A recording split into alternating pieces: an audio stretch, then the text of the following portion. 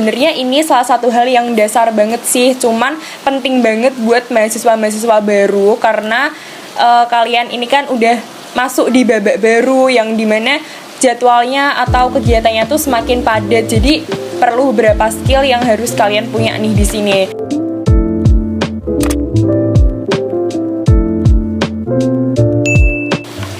Halo guys, balik lagi sama aku Afi. Jadi di kesempatan kali ini aku bakal sharing tentang skill yang harus dimiliki oleh mahasiswa baru. Nah yang pertama itu dari aku ada time management. Time management itu mungkin hal yang dasar dan sebelum kalian masuk kuliah itu udah sering kalian dengar. Karena ini juga dulu waktu SMA kan diperluin gitu ya. Tapi mungkin kalian belum mengimplementasikan hal ini secara baik. Dan di perkuliahan ini yang semakin padat, ini perlu banget diimplementasikan nih di kehidupan teman-teman.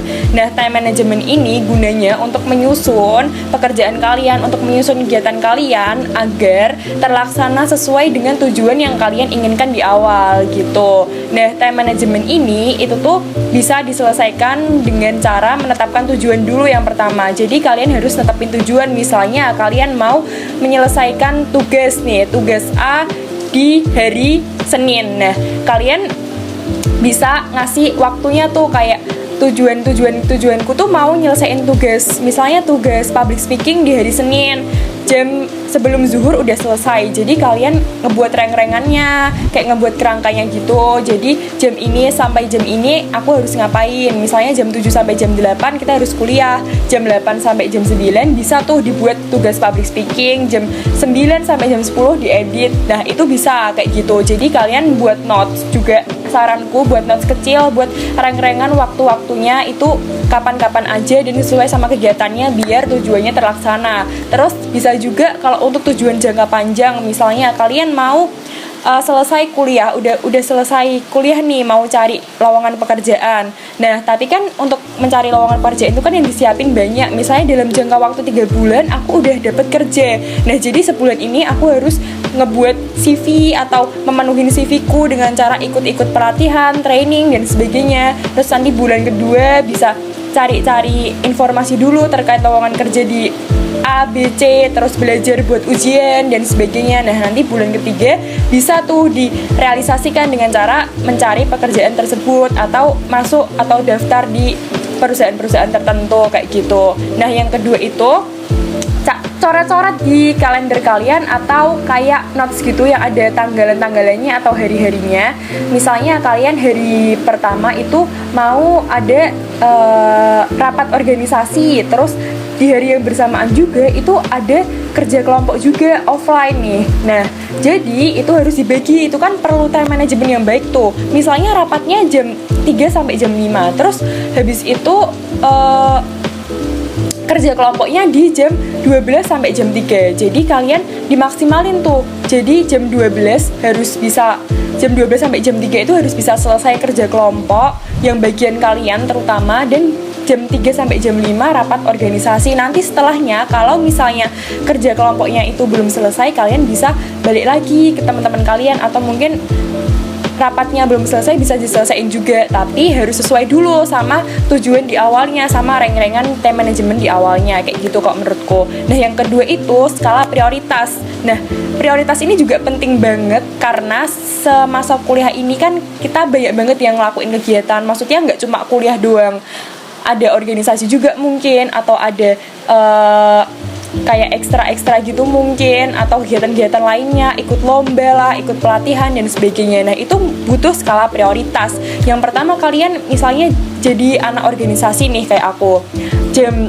7 sampai jam 8 tuh ada tugas, tapi juga ada rapat. Jadi gimana sih baginya? Nah, kalau aku sendiri, aku prioritasin tugasku dulu. Jadi tugasku harus tak selesaiin dulu sebelum di jam 7. Jadi sorenya itu aku bisa ngerjain tuh dari jam 5 sampai jam 6. Jadi sebelum maghrib sampai maghrib, sholat, terus baru kalau misalnya masih ada yang kurang, kita selesaiin lagi. Nah, kalau misalnya rapat, kita bisa izin dulu nih sama temen-temen, atau mungkin titip dulu ya, aku mau nyelesain tugas dulu, bentar lagi kelar, kayak gitu. Karena di sini aku ngeprioritasin akademik dulu. Jadi akademik nomor 1, baru lain-lainnya nomor 2. Nah, setelah segala tugas selesai, baru aku ikut rapat. Itu kan jamnya panjang tuh kalau rapat. Jadi kita bisa bisa nyusul, bisa ikut nimbrungnya tuh setelah itu gitu. Yang penting tugas itu selesai, itu skala prioritas kayak gitu. Sama juga kalau misalnya kalian ikut lomba dan rapat organisasi mungkin, itu juga skala prioritas kalian harus diimbangi gitu. Misalnya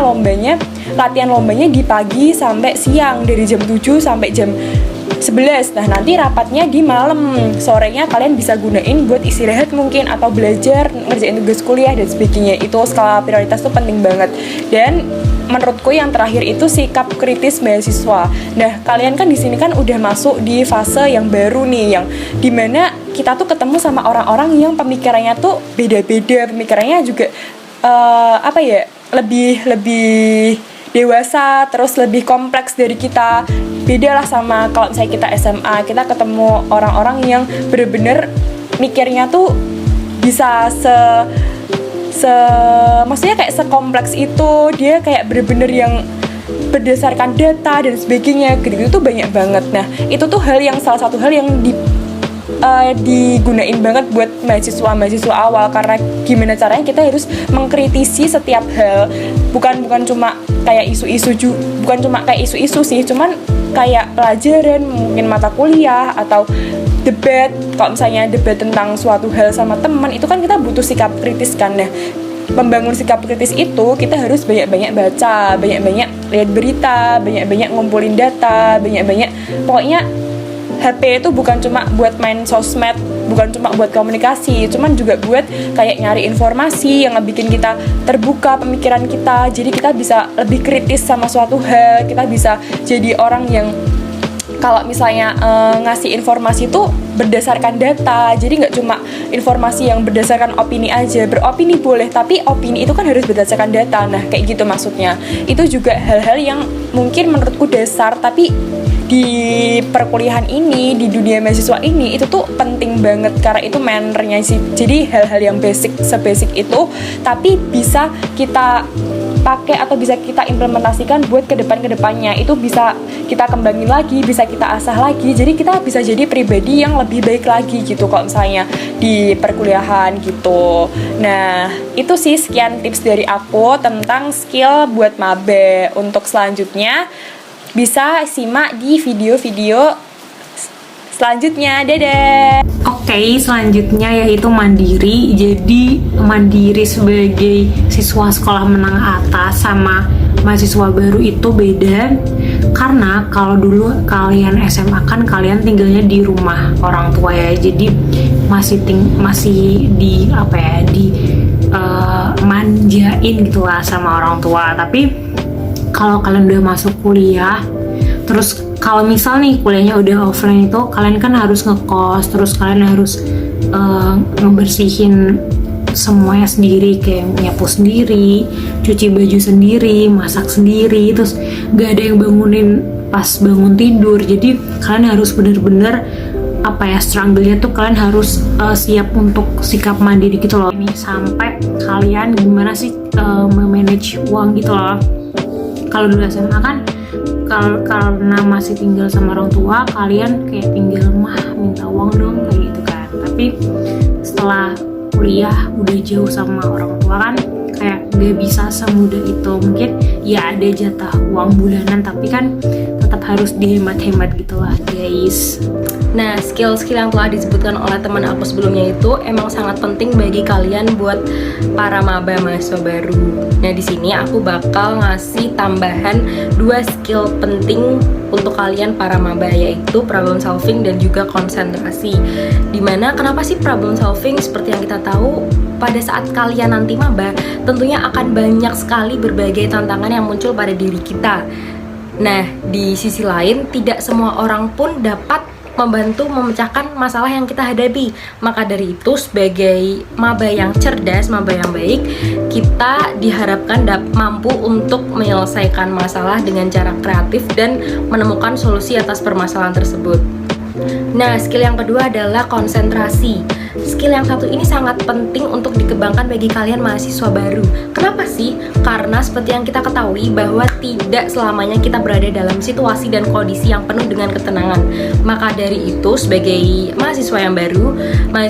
mahasiswa baru diharapkan untuk dapat bisa mengatasi berbagai gangguan yang timbul pada diri kita, sehingga kita dapat melakukan segala hal, segala pekerjaan dengan penuh ketenangan. Begitu teman-teman. Mungkin skill-skill yang telah aku sebutkan dan teman-temanku sebutkan sebelumnya dapat membantu kalian sebagai mahasiswa baru, atau buat kalian yang tahun depan akan menjadi mahasiswa baru. Oke? See you on next video.